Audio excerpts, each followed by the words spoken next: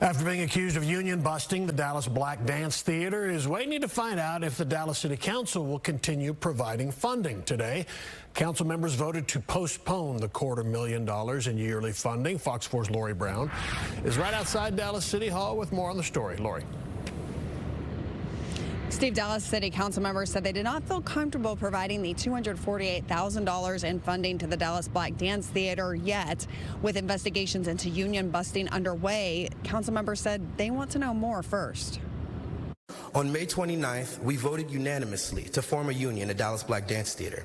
When we spoke out publicly about the retaliation we were experiencing in the wake of that decision, we were all fired.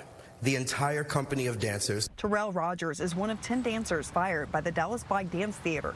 He urged the Dallas City Council to withhold city funding from the organization. Real change is needed. The National Labor Relations Board is investigating the allegation that DBDT engaged in union busting. You have the unique power to show that no entity, regardless of its prestige or history, is beyond reproach. Griff Braun, National Organizing Director for the union representing the dancers, urged the council to take a stand now. We urge you not to wait for the National Labor Relations Board to issue its decisions, which we are confident will affirm these workers' rights, but which will likely take far too long to help these artists. In August, the Dallas Black Dance Theater said the firings were a result of this video the dancers made, that it violated the theater's code of conduct and had nothing to do with the vote to unionize.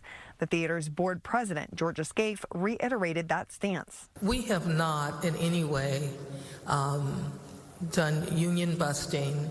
We have dancers that we've hired to replace these dancers that are part of the union. I don't think that qualifies as being union busting. The dancers say there was nothing wrong with the video set to the Family Matters theme song.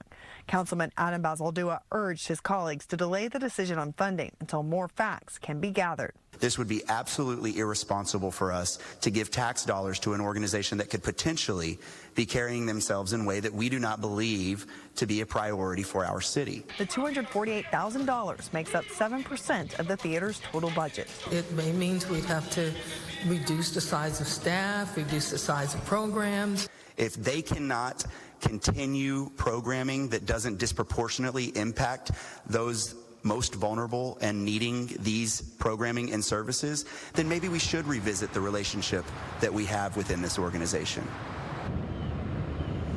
Now, the Arts and Culture Appropriations Committee is going to be studying this issue and present recommendations to the Dallas City Council at the December 3rd Quality of Life Committee meetings.